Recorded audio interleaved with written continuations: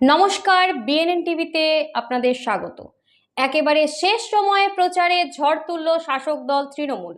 রবিবার বিকেলে ডোমকলের জনকল্যাণ ময়দানে জনসভায় জনজোয়ার দেখে খুব স্বাভাবিকভাবেই হাসি ফুটেছে শাসক দলের নেতৃত্বের মুখে। এদিনের সভায় মুখ্য বক্তা হিসাবে উপস্থিত ছিলেন ফিরহাদ হাকিম। তার সঙ্গে এসেছিলেন অভিনেত্রী তৃণমূল নেত্রী লাভলি মৈত্র। এদিন সভায় ফিরহাদ হাকিম একদিকে যেমন প্রধানমন্ত্রী মোদীকে নানাভাবে আক্রমণ করেন, তেমনি ভাবে অধীর চৌধুরীকেও নাম করেই আক্রমণ শানান একাধিকবার। চলুন দেখা যাক কি বললেন ফিরহাদ। ওই মোটাটা, আরে কি নাম বলেন না, মোটাটা এসে বলছে, আগের বার এসছিল, इस बार 200 পার হয়ে গেল, পকার পার। আপনারা জেতালেন জফিকুলকে। এবার এসে কি বলছে, इस बार 35। আমি বলবো হো গিয়া পুরা ফিনিশ, পুরা ফিনিশ। একটা আসনও বাংলা থেকে বিজেপি পাবে না। এই অবস্থায় আজকে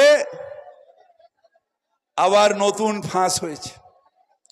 ওই লাভলি বলছিল, এতক্ষণ বিজেপি কি বলছিল, কংগ্রেস কি বলছিল, সিপিএম কি বলছিল, সন্দেশখালী, সন্দেশখালী, সন্দেশখালীতে মা বোনের ওপর অত্যাচার হয়েছে, সন্দেশখালীতে মা বোনের ওপর ধর্ষণ হয়েছে। যে কে করেছে না, কিছু গুন্ডা, তৃণমূল কংগ্রেসের গুন্ডা করেছে। আজকে সন্দেশখালীর ওখানকার বিজেপির নেতা সে বলে দিল যে না, এখানে কিছু সেরকম হয়নি, এখানে মা বোনের অত্যাচার হয়নি, এখানে আমাদের বিজেপি থেকে পয়সা দিয়ে, মোবাইল দিয়ে সেখানে শিখিয়ে দেওয়া হয়েছে এবং আমরাই নিয়ে গিয়ে এফআইআর করে বাংলাকে বেইজ্জত করার জন্যে সন্দেশখালীকে আমরা সাজানো ঘটনা, এখানে এরকম কিছু হয়নি। সিপিএম কংগ্রেস ওই মনোনীত জোট প্রার্থী মোহাম্মদ সেলিম যখন আসবে একটা লাড্ডু খাওয়াবেন আর এক গ্লাস জল খাওয়াবেন। জল দিচ্ছে জল স্বপ্ন মমতা দি, রাস্তা দিচ্ছে মমতা দি, 100 দিনের কাজের টাকা দিচ্ছে মমতা দি, আবাস যোজনার টাকা দিচ্ছে মমতা দি। তাই তো সারা বাংলার মানুষ বলছে ঝকঝকে রাস্তা, চকচকে আলো।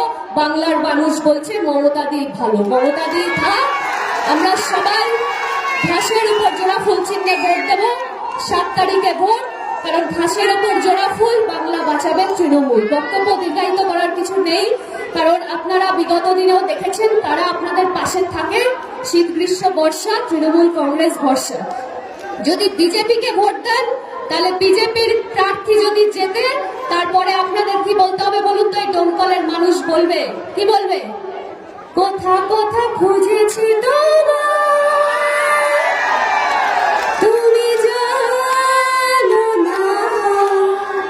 আর যদি ওই জোটের ভোট প্রার্থীকে ভোট দেন মোহাম্মদ সেলিমকে, তাহলে ভোটের আগে এসে বলবে কানে কানে শুধু একবার বলো তুমি যে আমার।